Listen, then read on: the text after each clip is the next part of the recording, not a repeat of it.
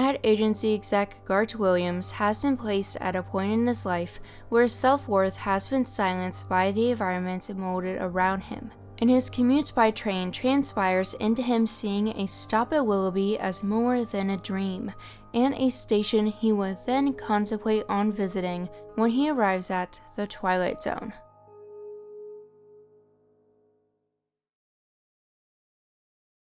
We begin with the camera zooming in on a quiet conference room in New York, and we learn that our protagonist, ad exec Gart Williams, is calling a secretary about an expected but late client who actually resigned and moved over to another agency with his automobile deal. Apparently, this was his pet project that was just announced as a failure for the company, but Gart also left to call out his boss when his overbearing, loud demeanor increases in volume and begins to proclaim generic push-to-success mottos. And the shock continues at home when his wife is told through a friend whose husband was also in the meeting about what happened that day.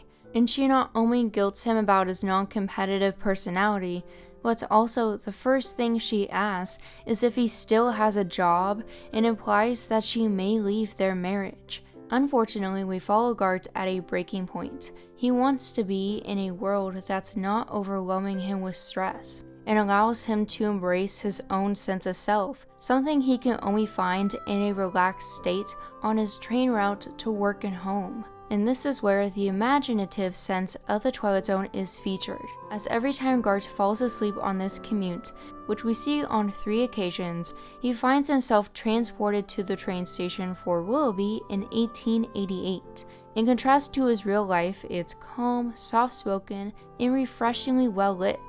From the boys set for fishing to the bandstand playing outside, he wants to step out of the train and fully explore the serenity he was longing for. And with that determination by the 3rd time around to stay at Willoughby, he's finally rewarded with that success. And the twist and ultimate repercussion to Gart's throughline is that he jumped off from the train's platform and seemingly passed away upon impact. And it's at this moment in the very last shot of the episode where it's revealed that his body gets escorted by Willoughby and Son Funeral Home. Similarly to Perchance a Dream, it allows the dream itself to translate into a larger meaning of human desire, amidst a prolonged anxiety. And in a similar way to Miniature, there's a character, and a conductor in both worlds in this case, who listens to the protagonist and remains supportive to them. And with carried over elements from some episodes, including these, while also being its own thing, is probably the best way I could describe the similar story beats I noticed.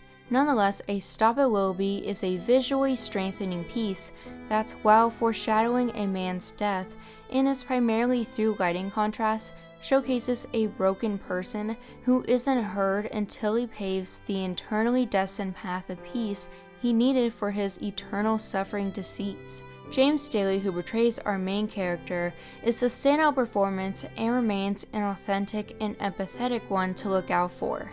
When he's surrounded by voices in his office or is unable to proclaim a homily to vent about what he's going through, you don't blame him for cracking under that pressure of complacency and belonging, and encourage him to not stay silent.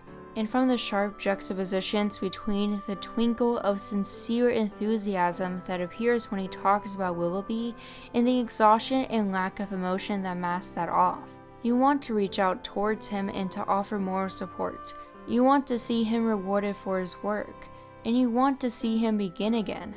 As life can be overwhelming, we may all be searching for our Willoughby and may try to understand what that destiny set for us means.